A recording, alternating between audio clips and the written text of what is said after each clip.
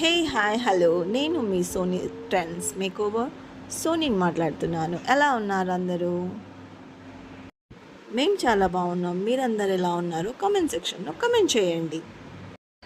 ఈరోజు క్లయింట్ ఎవరో కాదు, తను మా సిస్టరే. సమ్మర్ వెకేషన్స్లో మా ఇంటికి వచ్చింది తను.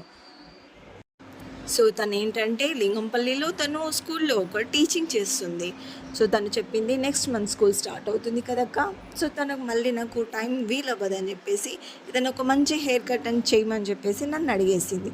సో ఈవినింగ్ మన పార్లర్కి తీసుకెళ్ళాను తనని.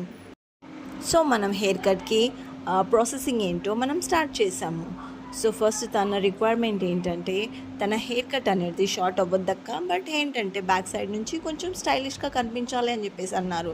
సో ఇది కూడా చెప్పింది. తన స్కూల్లో తన హెయిర్ స్టైల్ చూసి చాలా ఇంప్రెస్ అవ్వాలని చెప్పేసి చెప్పారు. సో మన ప్రాసెసింగ్ స్టార్ట్ చేసాము. ఫస్ట్ హెయిర్ వాష్ చేసాము, కండిషనింగ్ చేశాను, అండ్ నెక్స్ట్ టవల్తో క్లీన్ చేశాను. ఆఫ్టర్ నెక్స్ట్ కోమ్ చేసి తనకున్న హెయిర్, సో మనం ఫ్రంట్ నుంచి హెయిర్ కట్ స్టార్ట్ చేశాను.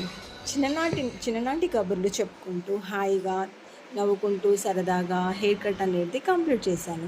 ఆఫ్టర్ తర్వాత తనకి బ్లో డ్రై చేసుకుంటూ వెళ్తున్నాను. హెడ్ చాలా పెయిన్ అయింది తనకి, బట్ తన హెయిర్ స్టైల్కి మంచిగా కనిపించాలని చెప్పేసి తను చాలా ఓర్చుకుంది, తట్టుకుంది.